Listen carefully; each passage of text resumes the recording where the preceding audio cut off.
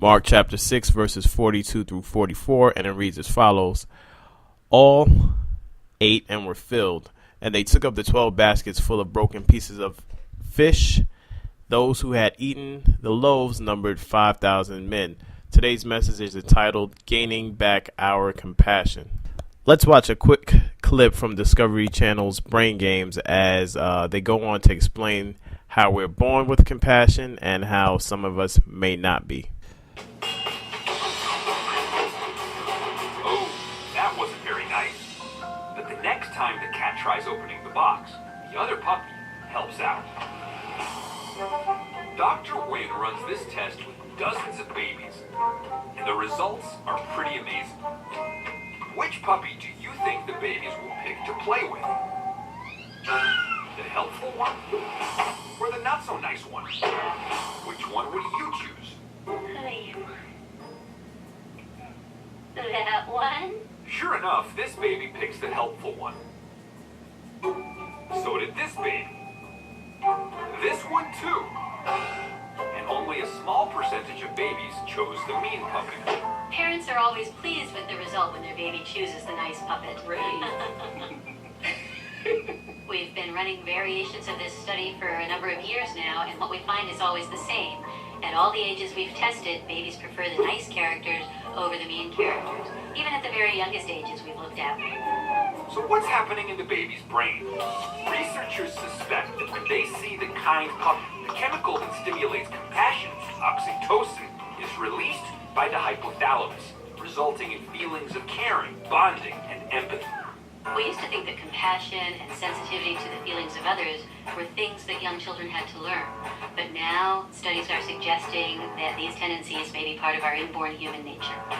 The clinical term for a person who is devoid of compassion is psychopath. Of course, very few of us are knife-wielding killers like in the movies. But there are plenty of people living among us who do demonstrate psychopathic tendencies. And some studies suggest that as much as 1% of people in society could be psychopaths. As the clip shows, 99% of the world's population is born with compassion or has the ability to be compassionate towards others. So what exactly happens? Why is it, or how are we changed from birth in a way that we're able to commit crimes against society, whether it's murder, kill, steal, or just lie to be in a place of advantage above others? I would argue it's probably a series of number of things, but I would argue two main things. Once there is a loss of hope or hopelessness, that puts people in the place, that potentially places people in the place where they would do anything to survive or anything to take care of their family members. We see this all the time as crime rates are severely higher in areas that are faced with poverty. People will do anything to survive once there is a lack of hope or once they deem themselves in hopeless situations. If I'm hungry and I see no way out, it'll be easier to commit crimes against somebody else because I'm only caring about my safety or my family's safety at that point. The second reason we lose our compassion is because on a daily basis we're fed negative images, whether it's through our social media, through news, through the music we listen to, or even through the movies that we watch. We see negative images so much that compassion is automatically out the door because we've placed ourselves in situations to where we are numb to anything that's going on. So when we see things on the news, we may be sad for a second, but we go on about our business because we're used to the news being bad and we're used to seeing negative images. So we automatically lose our compassion. And because we're saturated with these negative images, when we see somebody in need, we could turn the eye, or we could figure out that, somebody else may actually help this person in need. Or we may be so used to people in need that we just feel that they're not important to reach out and touch. Finally, in the most basic form, we are probably, or some of us are probably taught not to be compassionate. I'm just going to let these images speak for themselves. So how exactly do we make people more compassionate towards one another? The first thing I would say is we start with imagery. I would argue that if we saw compassionate things happening and we experienced that on a daily basis, we would be more in tune or more likely to be compassionate towards one another. And when we do this, this would actually multiply, because once we're compassionate to somebody else, they're more likely to be compassionate to somebody else they come in contact with.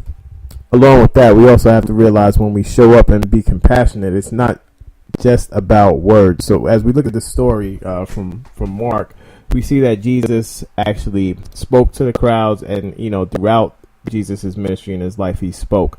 But he also did things to actually help the people, whether it was heal. And in this particular story, he actually fed people. So in order to instill compassion into those who may be hopeless, we actually have to provide them with resources. Now, this means people with resources have to be willing to share with those who are without.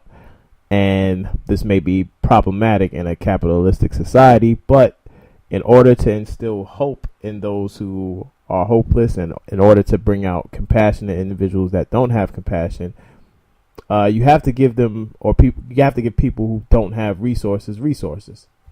Otherwise, you're just talking, and they may consider your talk to be cheap, since they will find themselves in the same state that they're in the next day after you give them a good speech. So finally, I would argue that if you want to change the world, if we want to bring about peace, compassion has to be reinstilled. And in order for compassion to be reinstilled, it must start with one individual or a group of individuals willing to spread love, peace, and joy, and a message of hope. When we do this as a community, we're liable to change the world. When we are placed in a compassionate mind state, there's no way we would not be able to give, not be able to help. And there's no way that we would be able to take advantage of our family, friends, and neighbors. And when we're compassionate, we're forced to love. And when we're compassionate, there's no way we could commit crimes against society or even go to war. It would be a crazy idea to go to war if we were very compassionate towards one another. And if we were compassionate towards one another, we would be willing to share our resources. And I would argue that there are probably enough resources in the world to go around. So when we relearn and reteach compassion, we will truly change the world.